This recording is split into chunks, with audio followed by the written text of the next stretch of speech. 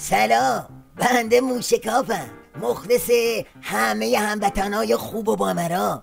آقا دل و دماغ سوخته های نظام ولایت به مناسبت سالگرد ارتحالیدن امامشون رفتن سر قبر دجال تا یه نمایش توقکی بازی کنن و به ریزشیای وارفته بگن آقا باد نظام تنظیمه و وحدت داره تو ارکان ولایت همینجوری قلوب قلوب میجوشه. اما نتیجه چی شد؟ خودتون ملاحظه کنید.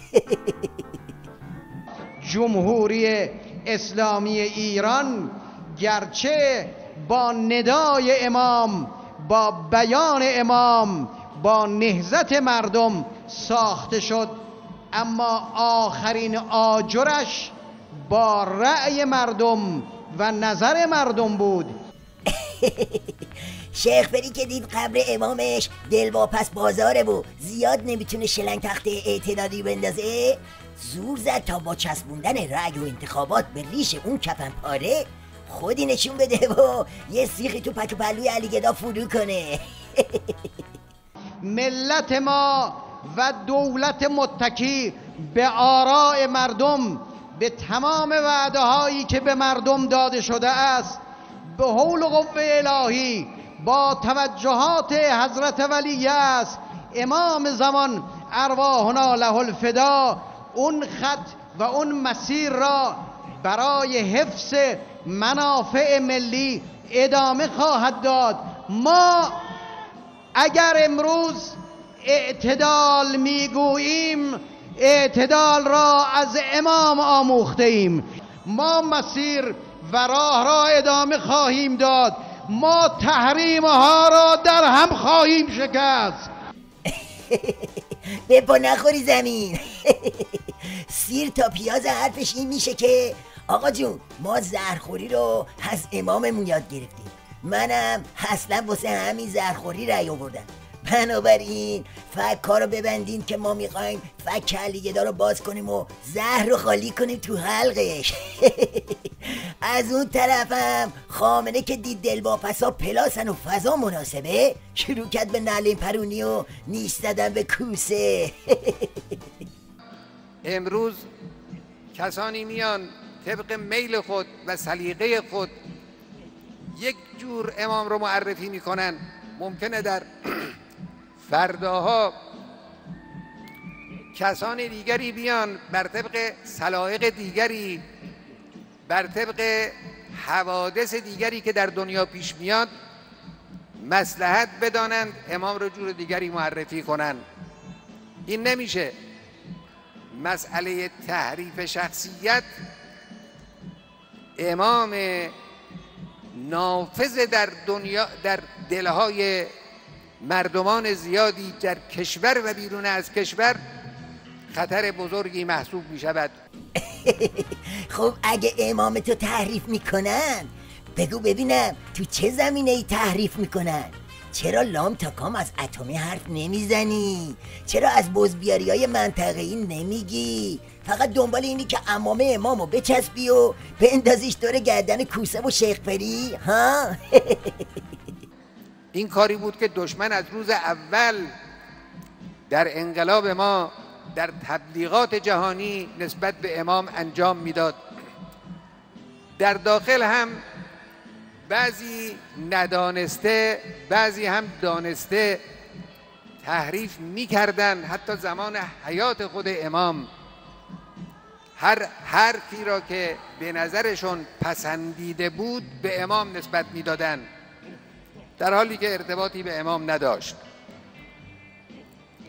بعد از رحلت امام هم همین جریان ادامه داشته است، حتی تا اونجایی که بعضی حرفها و بعضی اظهارات امام رو به صورت یک آدم لیبرال که هیچ قید و شرطی در رفتار او در زمینه‌های سیاسی، حتی در زمینه‌های فکری و فرهنگی وجود ندارد معرفی می‌کنند. اینم به شدت غلط و خلاف واقع است. ما نفهمیدیم این امامه یا پیژامه راه دلواپس و دلارام هر کدوم یه جوری میپوشنش. اون میگه امام خراب زهرخوری بود، این میگه امام اند دلواپسا بود. همه این کش و واکشا هم واسه خاطر بنبستیه که توش گیر کردن. ببینید علی گدا چجوری این وضعیت رو لو میده. اینی که بعضی در زبان یا در شعار دنبال آزادی‌های فردی باشند اما علیه استقلال کشور حرف بزنن، این یک تناقض است. چطور ممکنه آزادی فردی اشخاص محترم باشد اما آزادی یک ملت، آزادی در مقیاس یک کشور در مقابل تحریم‌های مخالفان و بیگانگان محترم نباشه؟ این اصلا قابل فهم نیست، قابل قبول نیست. متاسفانه هستند کسانی که تئوری سازی میکنن برای نفی استقلال کشور، تئوری سازی میکنن، استقلال رو گاهی به انزوا معنا میکنن، گاهی به این عنوان که امروز استقلال کشورها یک ارزش به حساب نمیاد قلمزنی میکنن و حرف میزنن. این حرفا هم پخش میشه در بین جامعه. کسانی اینجوری حرکت میکنن. این یک غلط بزرگ، یک خطای بسیار مهم و خطرناک است. یکی نیست بگه اگه بحث تئوری سازی و تئوری بافیه، خب پس تو چی کاره ای حسنی؟ مگه ولی فقیه نیستی؟ خب بگو مذاکره بی مذاکره و تمام. بگو اصلا من زهر نمیخورم. اما اینو نمیگی که. از یه طرف خود چشمک و چراغ زهرخوری میدی، از طرف دیگه همینو چماق میکنی سر جام زهریا. خب بنبست همینه دیگه. بیا حتی توله خمینی هم شستش خبردار شده.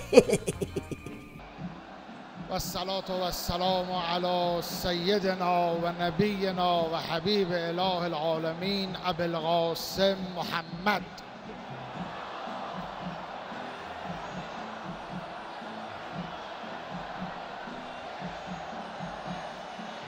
سال روز ارتحال بنیانگذار جمهوری اسلامی ایران حضرت امام قدس سره الشریف. خیلی ممنون. اجازه بدین به صحبت رهبری هم میرسیم انشاءالله. در محضر اون بزرگوار هستیم، وقت رو نگیریم. لطف دوستان به حق این بنده ناچیز مسلمه. خیلی ممنون. حالا صبر داشته باشی، این فقط یه نیشگون از ولی فقیه بود. بنده موشکاف یه جمله از این جوجه خمینی براتون جدا کردم که نکته موشکافانه برنامه امشبه. بفرمایید. اینم از آدرس حنجره‌ای که بلندگوی دشمنه. روزی اگر تقدیر قرار بگیره رهبری معظم انقلاب، فرمانده کل قوا تصمیم بگیرند اختلافات در همه سطوح برداشته میشه، یک کلام خواهیم شد. بله، داره میگه آهای علی گدا، مشکل و مانع اصلی تویی، برو کنار بذار باد بیاد.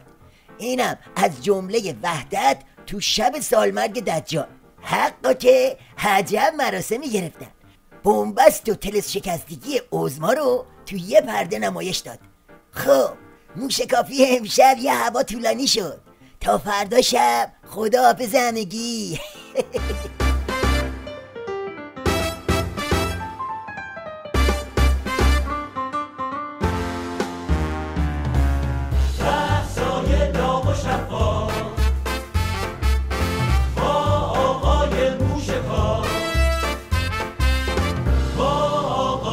موشکاف